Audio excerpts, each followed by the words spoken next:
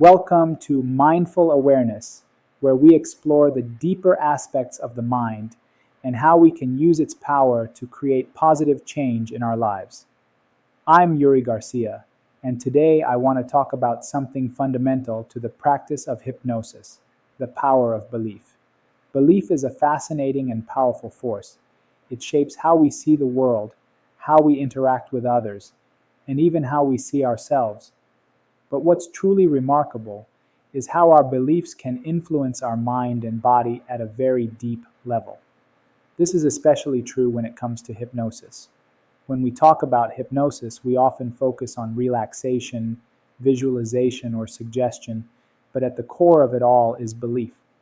Hypnosis works because, on some level, we believe in its ability to create change. This belief opens a door to the subconscious mind, where real transformation can happen. So why is belief so important in hypnosis? Let's break it down. The mind is incredibly powerful, but it also has built-in defense mechanisms like doubt or skepticism that can block new ideas or changes. When you believe in something, truly believe, it lowers those defenses and allows new thoughts, ideas, and behaviors to take root. For example, if you're trying to quit smoking and you believe that hypnosis can help you, that belief alone makes you more receptive to the suggestions provided during a session. Your mind is more open to accepting the idea that you don't need cigarettes to feel relaxed or in control, which makes the hypnosis more effective. But here's the thing: belief isn't just about what you think consciously. It's also about what's happening on a subconscious level. Even if you consciously want to change, if your subconscious mind holds on to limiting beliefs like "I'll never be able to quit" or "I'm just not good enough," it can create resistance to that change. That's why in hypnosis we work not only to introduce new positive beliefs, but also to uncover and address those hidden, limiting beliefs that might be holding you back. By bringing these beliefs to light and gently shifting them, we can pave the way for lasting change. Now, I know this might sound a bit abstract, so let's make it practical. One way to harness the power of belief in your everyday life is through affirmations. These are simple, positive statements that you repeat to yourself regularly. They work by gradually shifting your beliefs, both conscious and subconscious, toward more empowering thoughts. For instance, if you're struggling with self-confidence, an affirmation might be, "I believe in my abilities and trust in my decisions." By repeating this affirmation daily, you're reinforcing a positive belief that can start to influence how you think, feel, and act. Another technique is visualization. When you vividly imagine yourself succeeding at something, whether it's giving a presentation, sticking to a healthy habit, or achieving a personal goal, you're not just daydreaming. You're actively shaping your beliefs about what's possible for you. The more real and detailed the visualization, the stronger the belief becomes, and the more likely you are to take actions that align with that belief. It's important to remember that beliefs aren't set in stone. They're flexible, and they can change. That's why hypnosis is such a powerful tool. It taps into the fluid nature of belief and helps you reshape it in a way that supports your goals and well-being. So, if there's something in your life that you want to change, start by examining your beliefs around it. Are they supportive or are they holding you back? Once you identify those beliefs, you can use hypnosis, affirmations, and visualization to begin shifting them. But I want to go to more of a deeper level. So in life, we tend to develop forms of identity. So you may have an identity of being a mother or a father, a son, a brother, or an identity in your workplace, or an identity about money, or an identity in relationships. And then we have other aspects of our identity which can sometimes feel more predominant. So it could be negative things like, "I'm not worthy," "I am not good enough," or "I am an anxious person," "I suffer with panic attacks," which there can be a form of truth there if you do suffer panic attacks. But there's a difference. We say, well, I am someone who, that is what I am, that is all you are, and that's how you may see yourself. So when we consider the belief systems we have of not being worthy, of not being good enough, or not being capable, Because of these I am identity release of these statements and ideas about ourselves, we must consider how they were formed, what actually happened, and why do we have that belief system. And evidence will probably show in our life of examples of why we are not good enough. So it could be the past relationships. I'm not good enough to have the healthy relationship because my past relationships have treated me in a way which made me feel not good enough. Maybe I was used and abused, maybe I was verbally abused, whatever it may be. Or maybe it was about a job. Maybe you went for an interview or maybe you went for more than one interview and then you didn't get a job. So you come to the conclusion that you are not good enough to get that job for you once. So the evidence procedure of how that belief comes into existence and sticks is by our experience and the judgments we make about our experience. But as we consider that the beliefs were formed by isolated cases of our experience. So for example, the X amount of interviews or the X amount of relationships or about our health, about our relationships, career, money, whatever it is for you. So we come to the conclusion via our past scenarios, experiences, and we formulate that as a belief system because your past experiences says that's true. But it's important to realize that in order to have that belief, there's probably going to be an example where you were worthy or good enough, maybe in a different context or different situation.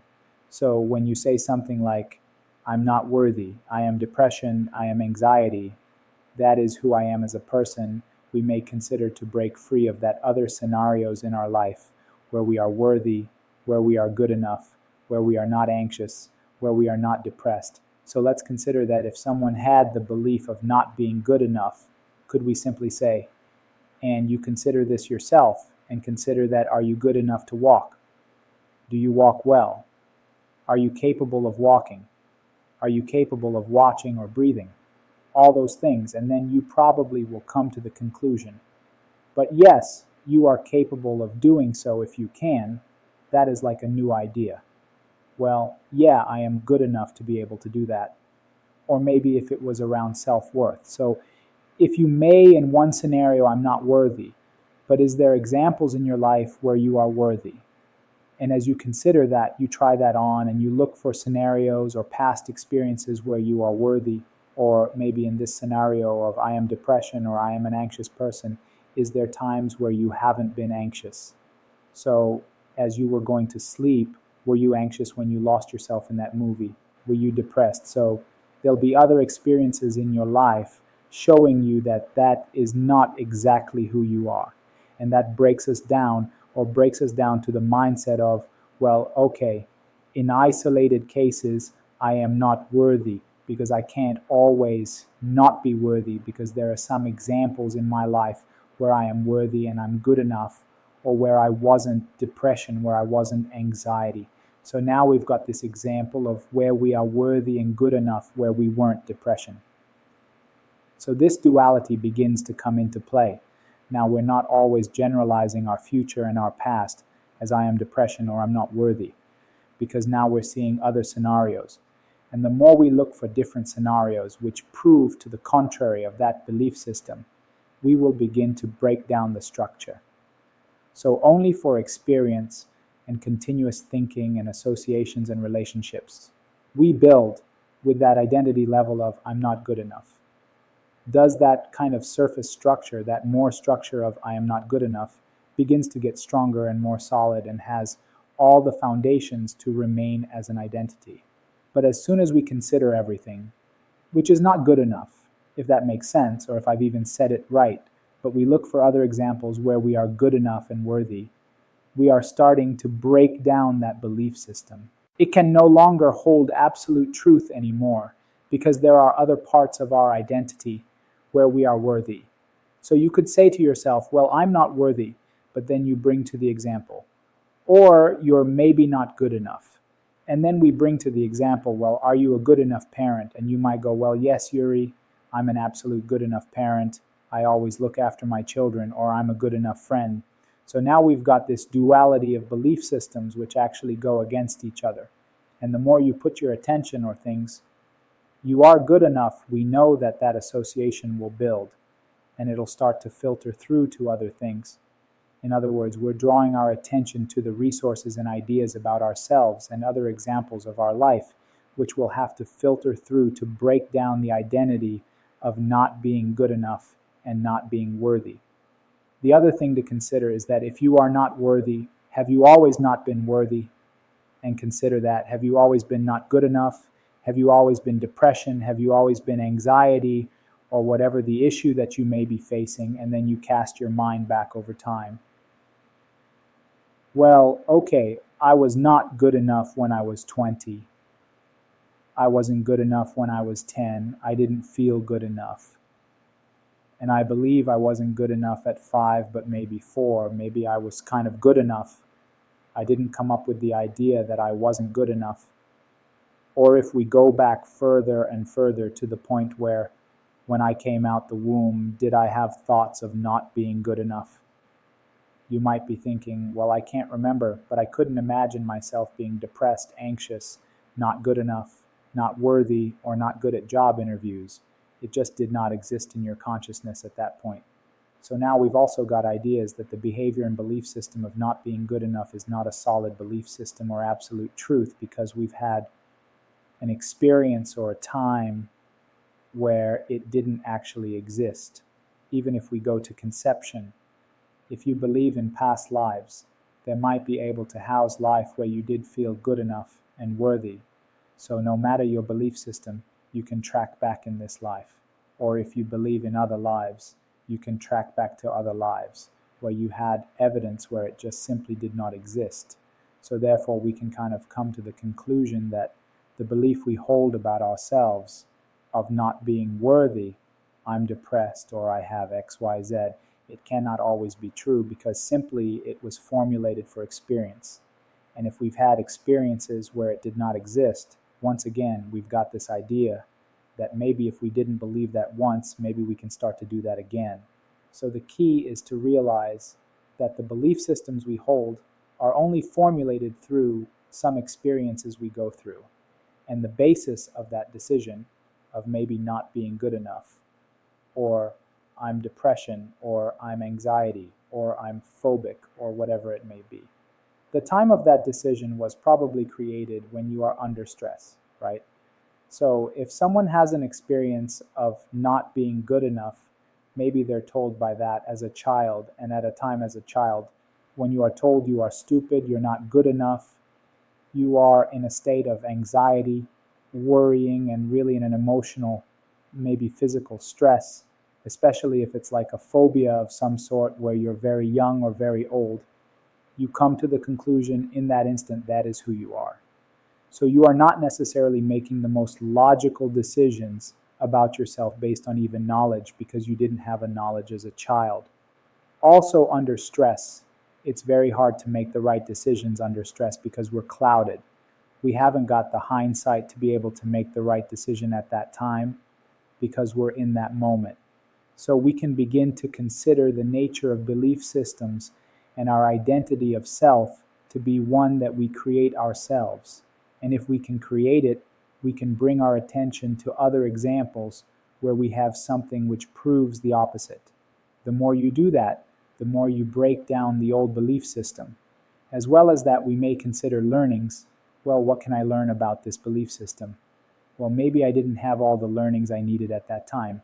I wasn't in the right place. I didn't have the right knowledge and wisdom because I was only 5 or 10 or 15 or 20 years old.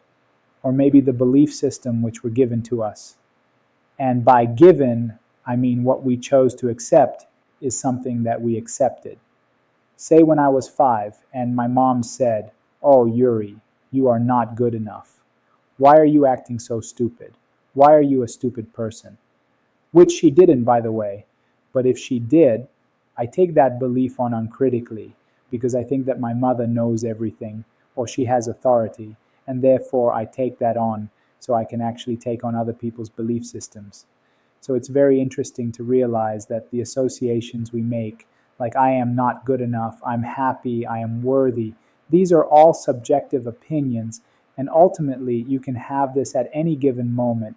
If you watch a movie, and as I say, comedy, and you are someone who is and has a belief of I am depressed, you were not maybe depressed in that moment while you've lost yourself in that movie. So how can you be depressed? You are always in a constant flux of change other than the judgments we make in that moment. And the judgments we make in any given moment dictate how we feel, right?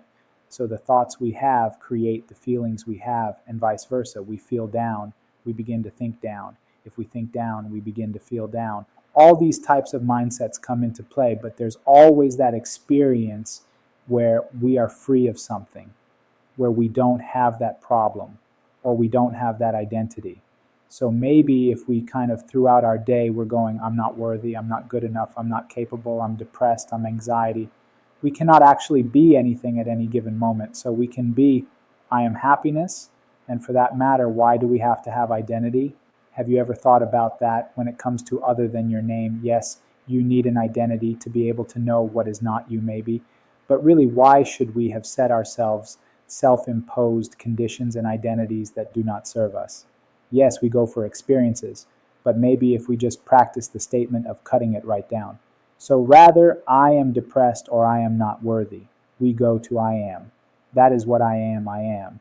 And we just keep having that mindset, just cutting ourselves off every time that am I in this moment right now? Yes, I am depressed, but I'm also everything else. I am worthy.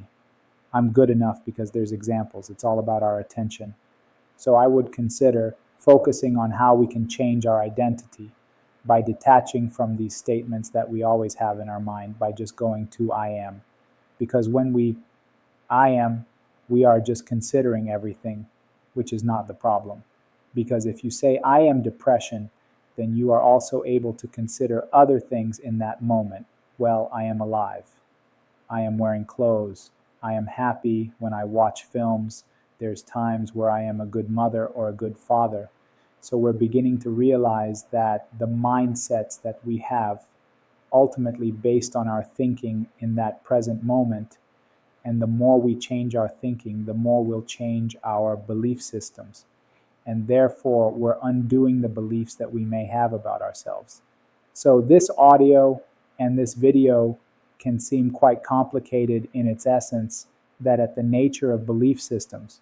But I want you to take away that the belief systems we hold about ourselves, the identities we hold about ourselves, they're very, very fluid. They may feel very rigid and a part of our identity, but ultimately they are things we're able to change and consider other examples of at any given moment if we choose to. So when we have the belief of I'm not good enough, if you instantly think of other things which you are good enough, that belief system can no longer have an effect, or it not have the most power over you. Then you can think, well, what was I good in that situation? Well, when I was worthy at walking, or I was good enough at walking while I was confident, I didn't even think about it. How can I adapt that resource into interviews? So we're starting to be lucid in our thinking, rather being restricted in our believing, and I want you to retake that away. But the belief systems that we hold are things that we choose to hold, have chosen to take on consciously and unconsciously. So there might be times where we've taken things on completely uncritically, so not conscious in other words, but we can undo that because there was times we didn't have the belief. There are examples where we don't have the belief system, and therefore if there are examples and therefore times, then we can always bring those into fruition right now. And that's the real thing to consider. That the beliefs and identities we have can simply be illusions. Illusions that we are creating, and we can create other illusions which will create other examples proving the belief system to not be true.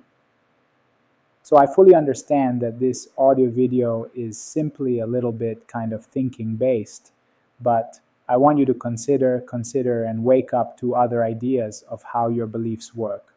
Because the more you do that, that means you are thinking outside of your belief system. The more you think outside that negative belief system or that negative identity level, it means you are putting your attention there. And therefore it's growing, and you're going to expand that. And that will make you weigh out the best decision of, oh, am I worried? Am I good enough? When we learn from something, when we consider other examples. And then I'm going to pretty much tell you now that over a period of time, we'll wake up from the illusions that we've created ourselves, which limit us and awaken our mind to those things which actually allow us to thrive and grow in situations. So I hope that this video kind of made sense. I know it's a bit of a mind bender really, but it's something to definitely consider and to take away. So I look forward to speaking to you very soon about other ideas that I have. And I've got lots of subjects I'd like to talk about, which we'll be having more and more and more. So I'll speak to you very soon. I hope you enjoy today's show.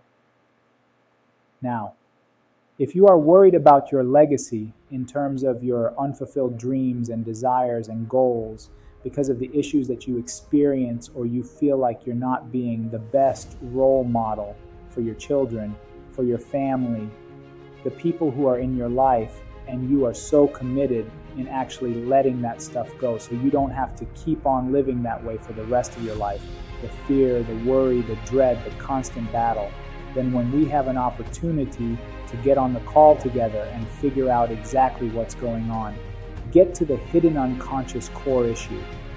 If you haven't let go of your issue, that is why you haven't found it yet. But we are great at helping people do that, to create that epiphany and then give you a system, a strategy, something that you can begin to do if you choose to, that once you do will allow the problem just to simply disappear at an unconscious level. If that's something that you really want to do so you can finally live the life that you've always dreamt of, then this is for you. Go to mindfulawareness.lc.shop and book a call now. If not, I'll speak to you on a future episode. Have a wonderful day. Many thanks and goodbye.